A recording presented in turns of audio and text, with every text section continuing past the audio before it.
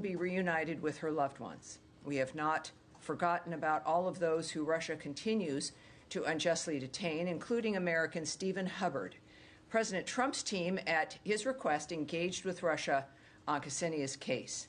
Secretary Rubio, Special Envoy Witkoff, CIA Director Ratcliffe, National Security Advisor Waltz, and Special Envoy Bowler mobilized their teams to bring her home.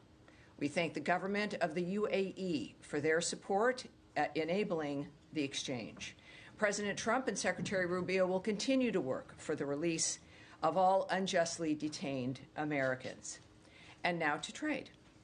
President Trump continues to put American workers first by bringing trading partners around the world to the table with a fresh perspective to achieve reciprocity and fairness. Yesterday, the president showed the promise of his support.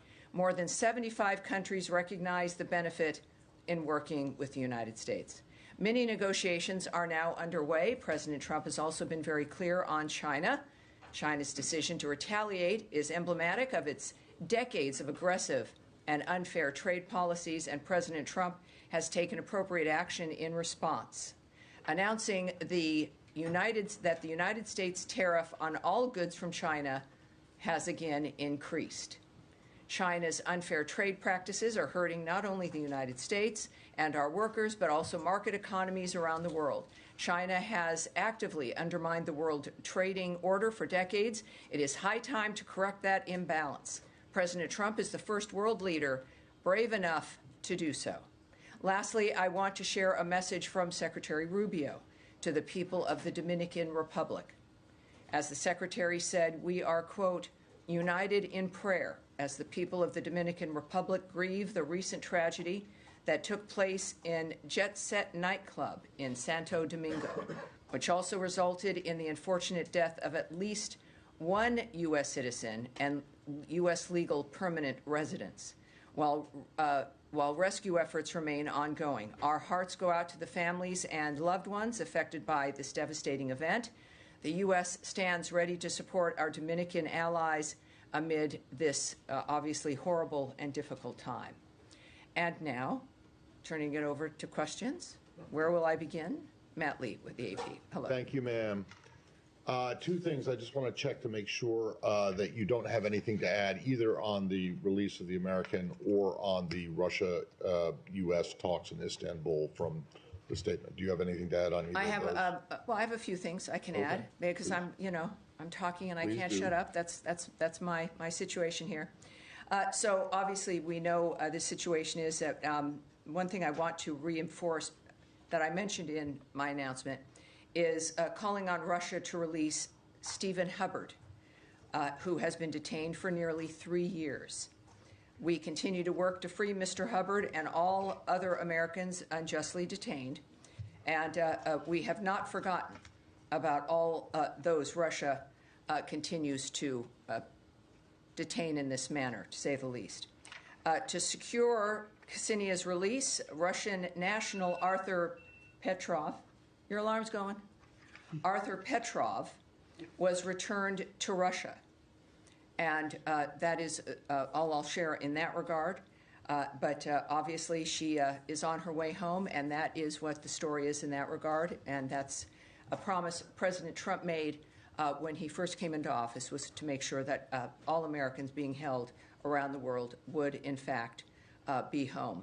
And your other issue? Well, on the Ukraine, sorry, not Ukraine, the Istanbul meeting between the U.S. and Russia, presumably this swap did not come up there, but do you have anything to add to what was in the statement that came out earlier? I do, and let me get that for us.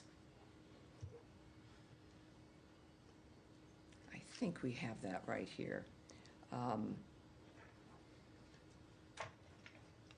I'm not quite sure why I don't. I might have to run come back around to you. I'll just go to my last one. What I can, for those of you not knowing what he's asking about, is a technical meeting in Istanbul regarding the bilateral relations and the embassies for both of us, and that's again, that has happened before. Again, it has nothing to do with Ukraine, nothing to do with expanding our relationship in any fashion in that regard, but really just about the nature of our embassies and the ability to manage them and conduct business as one would normally expect to be able to do so in a diplomatic mission. Okay, so then to my question that maybe you can answer a little bit on is the departure of Ambassador Brink from Kyiv.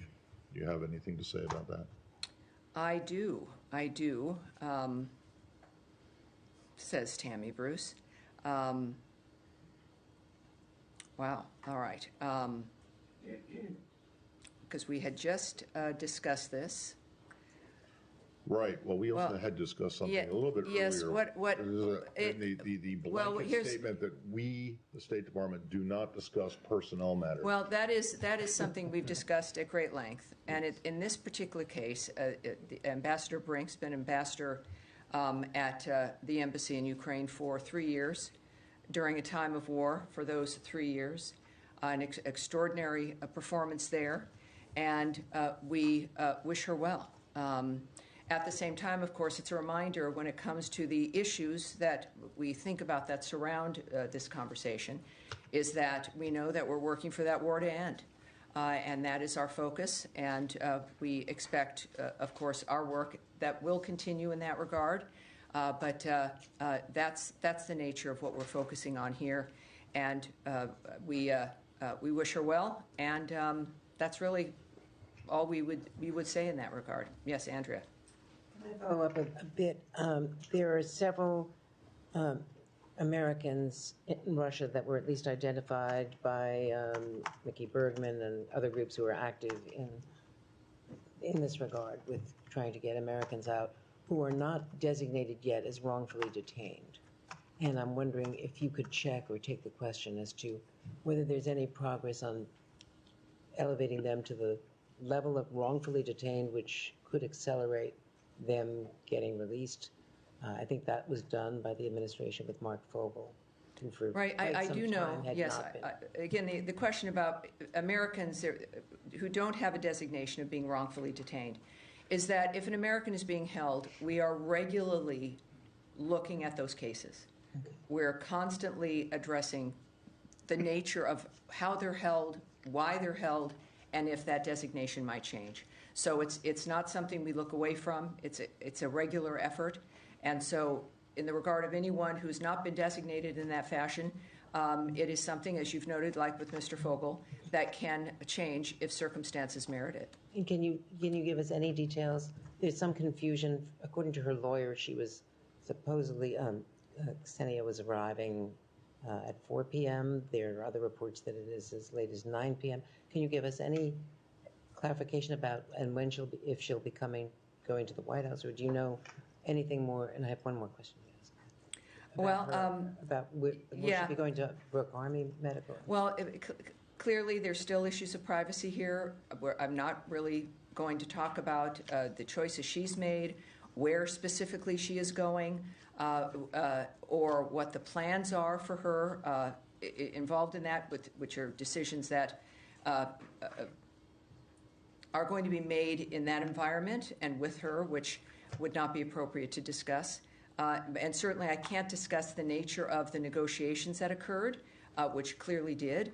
But maybe that's for another day, but here I can't do that. Okay. And speaking of negotiations, can you give us an update on what is expected on Saturday with the Iran talks? Because Foreign Minister Arachi's column in the Washington Post yesterday made it very clear that there would be no talks if the U.S. was insisting that they are direct. And, of course, the position, as repeated today in the cabinet meeting, was that they will be direct talks. So do you still expect these talks to take place on Saturday? And will they begin indirect talks and then move to direct, or is there some resolution of that? Well, I'm not on the team that makes that decision or has those conversations, right? And we're not going to litigate that here. As I said on Tuesday, and repeatedly say really about everything, if the president says something, that's my North Star. And they're the ones in the midst of the discussions regarding the arrangement of this meeting. and we'll leave it to them. So I'm not going to speculate on that or what will happen. There are clearly some very good and very important diplomats involved in this, including, of course, Special Envoy Witkoff. And we'll leave it there. We'll find out. At this point, yes, that is still underway. It's happening, and we look forward to it as a good first step to find out if the Iranians are serious. All right, yes, in the back there. Yeah. Thank you. A couple of questions. Just to be super clear, did you a little bit, Nadia, please. Yeah, just to be super clear, did you just confirm the resignation of Ambassador Brink? I'm sorry? Ambassador Brink's resignation, did you just confirm that? Because you wish her well. Well, she's returning home, yes. So that's official. Thanks so much. For those of us who have been following, this from the very beginning, we couldn't help but notice that Ambassador Brink has been limited with naming Russia, recently, particularly during the past couple of weeks, when it comes to talking about Russian attacks on Ukraine. Was there any instruction, any pressure on her for not naming Russia from this building? Well, I'm not aware of anything like that. Certainly, I wouldn't speak to anything regarding that, regarding personnel, regarding a diplomat, and the internal dynamics that might occur. So, no, that's not something I'm going to speculate about or guess at or speak to. Again, my follow-up on Ukraine as well. Tomorrow marks 30 days, 1 month since Ukraine, did basically sign in your ceasefire deal, and Russia refused, has been delaying since then. And as we speak, they keep attacking Kyiv right now. May I get your perspective on that, please? Well, the perspective, I think everyone understands the perspective, is that President Trump is involved in this. We've got the best diplomats in the world, with certainly being led by Secretary Rubio. All of our leadership, particularly President Trump and Secretary Rubio in public, have made it clear what's at stake when it comes to the nature of this situation ending. It is a dynamic that will not be solved militarily. It is a meat grinder.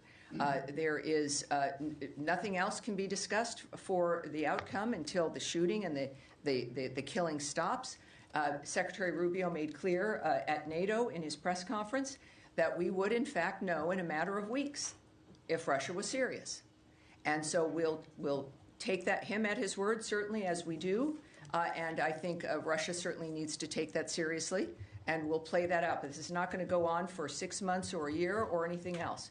And the president has also made it clear we want diplomacy. But the fact is that we're watching and judging as this process continues. Yes, sir. Thanks, Tammy. I wanted to have a comment. The French president yesterday said that France would recognize a Palestinian state within months, and he suggested that he could do it alongside Saudi Arabia at a UN conference in New York in June.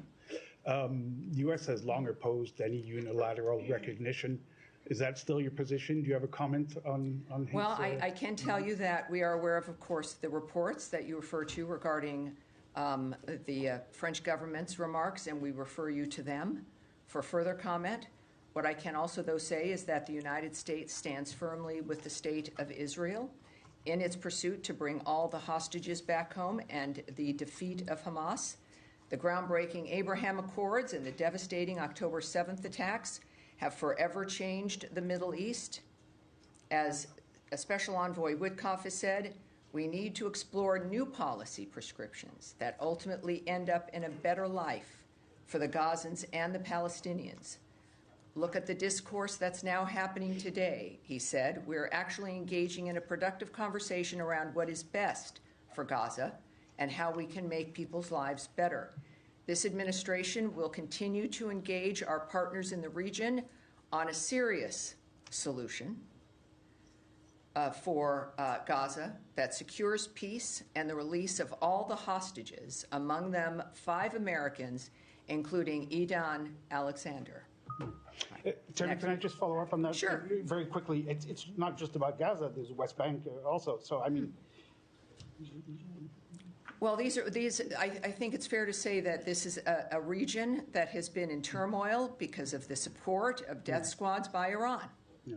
And so you have this dynamic that has been continuing and predictable and not stopping, and ceasefires being broken by the same groups. That's why when we say yes, new ideas for Gaza, and the new idea that could break the Gazan people free from being hostages themselves of Hamas, is the same kind of solution that is also going to help the entire region. That is it. This is not an isolated framework that only fits into a corner. This is a solution that is for the region, and our regional partners, of course, understand that as well. Nadia. Thank you, Tammy. Just to follow up on Leon's question, the president said that he's open to different ideas. So when the secretary goes with him to Saudi Arabia next month, will that meeting also be expanded to have a Middle Eastern conference whereby the Palestinian issue will be discussed? Well, I don't know what the plan is when it comes to the content. That is something that we would have to speculate about or guess at, and we really shouldn't do that, obviously, with a multitude of issues facing the region. So it's the details I can't imagine about. It's not something I'm going to do, but I think that kind of a visit, of course, is at the hallmark of President Trump's vision when it comes to his own presidency, but also how to change the course of the Middle East and to make it better for everyone there. So I know that he's looking forward to having conversations that surround that aspect. And Iran, Yes, sir. just quickly, just follow up. One more. Go ahead. Just on the technicality. So is this meeting on Saturday is going to be one-off, or it depends on what has been achieved on Saturday? And will be a direct talk, i.e. in the room, it will be two delegations, the Iranians and Americans, and the Omanis in the middle, or the exchange of conversation will be across the table? Well, what happens on Saturday would, I suppose, determine whether there's more. Right now, this is a meeting that is arranged. It is not part of some larger scheme or framework. It is a meeting to determine whether or not the Iranians are serious. And so that clearly would be the goal of that singular meeting and effort. As far as the arrangements or what the rooms are or who's in which rooms, I don't have that for you, and I'm not going to speculate. Yeah. Tammy, Yes, can sir. I? Yes, sir. Thank you so much, Tammy. I really appreciate it. I just want to go back to your response to Leon, where you said we need to explore new policy prescriptions that ultimately end up in a better life for the Gazans and the Palestinians. Are they one and the same in your mind, or are you disassociating the Gazans from Palestinians? So I'm talking about the people in the region, the people who live in the Gaza Strip. That's who we're talking about, the people who face a danger every single day because of the nature of what Hamas has done to that region and to that strip of land. I think that no matter who you are and how you identify, the fact is that no human being deserves to remain in that kind of an environment because Iran is funding death squads that take over the space and use you as a human shield. While we may become inured to that kind of hell, and the people in it generationally become affected and also believe that this is just normal life, that is a crime in and of itself. And there is the human spirit is so strong that we do know, especially for those who survived October 7th, those who got out of the hostage framework. One woman whom we honored here at the State Department, who is a survivor of that massacre. The strength in these individuals who move through this is astounding, how they survive psychologically and physically. That is what unifies us, all of us in this room, all of us engaged in this kind of a framework. It's that it's human beings, it's families, it's mothers and fathers, it's young people dancing at a music festival, it's people of faith, it's people of no faith, it's people who just simply are looking forward to that night or to getting married or to having children or thinking about college or thinking about moving somewhere or just living their life as their parents lived their lives. That's who I'm talking about. And that's what every peace effort that President Trump and Secretary Rubio work for every single day. If there is one thing our generations can look to here, is the fact that we, at the very least, seriously tried. And so when I refer to someone, whatever part of the world they're in, that's who I'm referring to. The Israelis, the Arabs, the Egyptians, the Palestinians, people of Gaza, Jordan, whomever. this is where we have to move past, is the nature of what keeps us together and what unifies us. Yes, yes, yes. Yeah, please, Saeed, please. Go On ahead. that, the Yes. UN Secretary General called Gaza a killing field. He noted it's been more than a month since Israel has allowed aid into Gaza.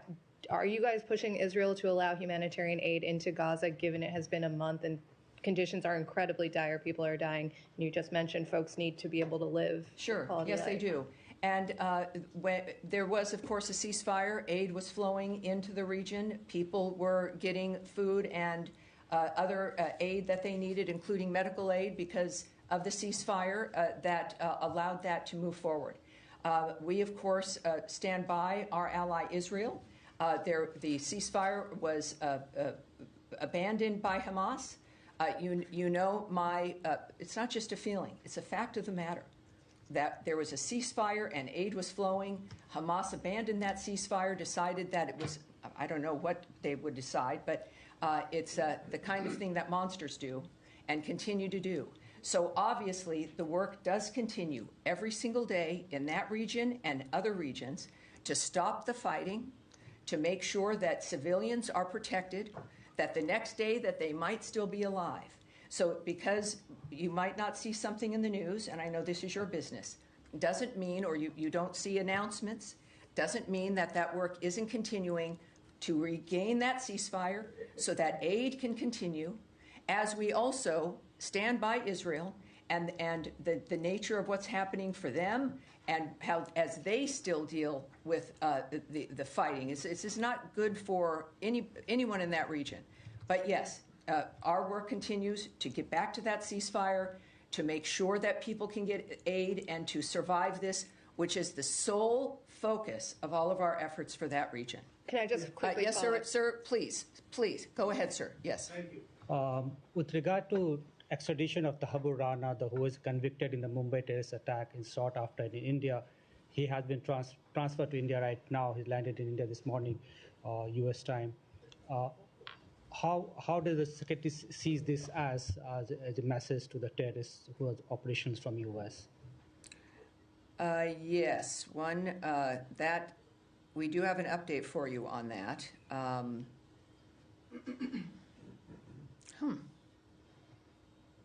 This might be. I want to be able to do this, and Tommy, could you come up here and give me a hand because something changed up here, and this was something very specific because we're. Because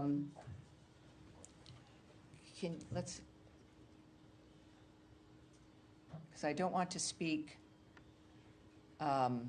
randomly here. There we go. Thank you, sir. Tommy Pigott, everyone. You're my principal deputy. You'll be seeing him soon, briefing you. When I'm unable to brief, Tommy is the one next in line. So there you go. Already proving himself.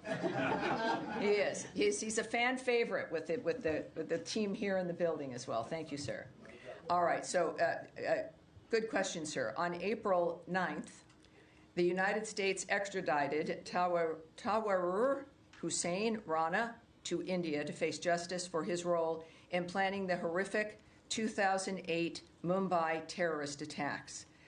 Some people watching may not remember these, but I encourage you to look them up and to find out exactly how horrible this was and the importance of this situation today. These attacks resulted in the tragic loss of 166 lives, including 6 Americans, that shocked the entire world. The United States has long supported India's efforts to ensure those responsible for these attacks are brought to justice. And as President Trump has said, the United States and India will continue to work together to combat the global scourge of terrorism. So he is in their possession, and we are very proud of that dynamic. Thank you. Yes. All right. Yes, sir, in the glasses here. One more on Iran. The senior advisor to the Iranian leader, Ali Shamkhani, today said that if military threats continue against Iran, Iran will kick out IAEA inspectors and hide its enriched material. What's the U.S. reaction to that? All right. First of all, these actions, the threat of that kind of action, of course, is inconsistent with Iran's claims of a peaceful nuclear program, right? Also, expelling IAEA inspectors from Iran would be an escalation and a miscalculation on Iran's part. The United States remains deeply concerned that Iran is amassing a growing stockpile of highly enriched uranium for which there is no credible peaceful purpose. Iran is the only non-nuclear weapon state producing highly enriched uranium at this level. Also, beyond the threat to expel the international nuclear inspectors, but also threatening to transfer its stock of uranium to secret locations. And again, why would one need to do that if it was for peaceful energy work? Doesn't make much sense. So again, it is an escalation and a miscalculation on Iran's part if they were to do so. All right. Yes, go ahead. And then you afterwards. Sorry. You next. But go ahead. Yes. Wait 1 second, Eric. Go ahead. Thank you. So a quick question about a Wall Street Journal report. They're saying that Chinese officials acknowledged in a secret meeting last December that they were behind a widespread series of cyber attacks on American infrastructure, and they linked the attacks to escalation over Taiwan. Just wanted to ask you if Chinese officials have made any kind of similar statements to this administration, or if this administration was briefed on that apparent admission during the transition. That is a good question, and we're going to have to take that away and get that back to you. When I do that, by the way, for people watching, we really actually do get back to the reporters with the answer to their questions. So that's a genuine framework we ask. All right, Eric, go ahead. Yeah, thank you, Tammy. I'd like to ask about some reporting that we have today that Israeli officials are laying the groundwork for a full military occupation of Gaza, and whether this is something that's concerning to the State Department, whether it's seen as any kind of an overreach or anything that would further inflame the situation in the Middle East right now. Well, it's clear that President Trump has explained his goals here when it comes to the nature of a diplomatic solution and to ending the fighting. But of course, on any other issue, I'm not going to discuss what another country might be contemplating or its separate diplomatic conversations or considerations it may have. So you want me to speculate or hypothesize? I'm not going to do that. All right. Yes, ma'am. Thank you, Tammy. I just want to switch to Afghanistan. Are you aware of the case of a British couple, Peter and Barbie Reynolds, who are still detained by the Taliban? They were taken at the same time as the American Faye Hall, who is a friend of that couple, who, as you know, was released a couple of weeks ago. They are British, but they have American children, grandchildren, and great-grandchildren who have given an appeal via video, which they've posted online, which we at CBS we've reported about, appealing to Trump for help in being able to release their parents. I was wondering if you are aware of whether there was any effort to coordinate between the US and the British governments to get all of them out at once, and if there has been any outreach to offer to help with the US helping to get their release from Taliban custody since. Well, it's we're aware of the reports, of course. We're aware that they're held. They're British citizens. I would suggest, I don't know if you've checked with the British government. I think they would have the most specific actions if they're being taken for their citizens. But so that's all I have for you. And can I just have one on the Taliban as well, relatedly? Sure. There were reports a few days after that visit by former envoy for Afghanistan, Zalmay Khalilzad, and the special government employee Adam Bola, when they visited Kabul in March. A few days after that, and American George Glasman was released. A few days after that, the bounties on senior Taliban officials' heads were lifted. Did the U.S. government lift bounties on Taliban officials in order to get Americans out? Is that something you're aware of, and do you have any comment? I know that this. I think you'd asked this once before. What I can tell you is that those frameworks are always being looked at and dealt with. I can't speak to any kind of exchange in that regard. We do The know secretary that did tweet about it as well. He did tweet about George Glesman and had mentioned that the Taliban, that they shouldn't be doing this. And so I was just wondering if the two were Well, connected. they're still, these are individuals who are designated terrorists. The groups remain designated terrorist groups. None of that has changed, and that's what I can tell you. That's, I think, the story here is that none of that has changed. Yes, sir. Thank you, Tammy. Appreciate it. Relative to the Iran talks, meeting, friendly chat, whatever. It's a meeting. It's just a meeting. Yes. I don't know if it'll be friendly. It'll be a meeting, an important one. I want to go back to an older story that's kind of petered out a little bit.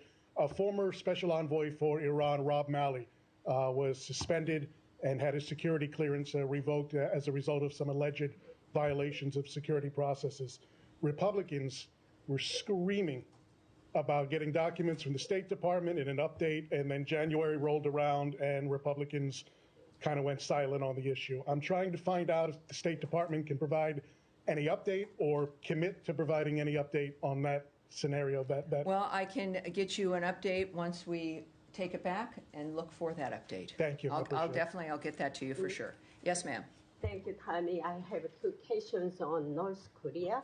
First question, North Korean Kim Jong-un recently said that the U.S. and South Korea and Japan's efforts to denuclearize North Korea are nonsense. Does the U.S. believe that North Korea must completely denuclearize? Second question, President Trump has mentioned that North Korea is a nuclear state. Will the State Department formally recognize North Korea as a nuclear state? Thank you. Well, I would say for questions about what President Trump might do, you must check with the White House. We do know, of course, that the administration has made it clear that North Korea has to be a denuclearized state. So that's the only thing that's acceptable in that regard. Yes, please. Just a couple of questions coming back to the Russia prisoner swap. I'm wondering, this swap that happened today, how do you see that as connected to the talks? Is this a positive sign for Russia's willingness to make concessions when it comes to Ukraine? I think that the president's been very clear that there's one thing on the table with Russia, which is the ceasefire. Yeah. That there's no other dynamic that's going to be addressed or facilitated until that is dealt with. The president did make a few comments at his cabinet meeting regarding the situation and how it was brought to his attention, and the fact that he pledged, again, this is not a lark on his behalf. This was a pledge that he's made throughout the campaign and has been a hallmark of his administration, and he's acted on that. In this particular case, it happens to be this young woman who comes back. I think that, especially also with Stephen Hubbard still being detained there, it's clear that this is an ongoing framework. Regardless, we're not going to choose or not choose a country based on a circumstance. The president's going to act on Americans who need to be freed. Right. And on the Russian who was released in the swap, Arthur Petrov. Petrov, yeah. So he was detained and extradited from Cyprus, I believe, related to rules that the previous administration had imposed on Russia, which were about making sure that the Russians didn't get access to U.S. microelectronics for their military programs, right? So the fact that you've released this guy who was detained for breaching that, he was returned to Russia. He wasn't released into the wild. He was returned to Russia. Does that signal some softening of the U.S. restrictions? The Biden administration hadn't talked to Russia at all. I mean, President Trump is the first to engage with Russia for years. So when we think about the nature of either administration, but this is about leadership. It transcends partisanship. It's about how do you conduct your business to get things done. Do you just simply not talk to people and turn a blind eye and do nothing? Or do you engage when it comes to stopping the carnage, stopping wars, getting people released from being unjustly held, or just even getting Americans back home? You've got to engage with people to do this. And Secretary Rubio's made it very clear, is that when they've asked if he trusted Putin as an example, he talked about that it's in this dynamic you have to deal with what people do and what they don't do. That trust really isn't the issue. It's about expectations, what people are supposed to do, and whether they do them or not. And you can then talk. You must be able to talk with everyone if you want to get results. And I think that that's what we have in this administration. And we see it every day, including today and with her release. And we'll see it on Saturday. We'll see it constantly from both Secretary Rubio and President Trump as we work to make the world a better place. And that is it for today. Thank you, everyone. Next Tuesday, I will see you then. Someday you will be entertained by Tommy Pigott. Yes, he's very good. So I feel very safe that you'll be in his hands.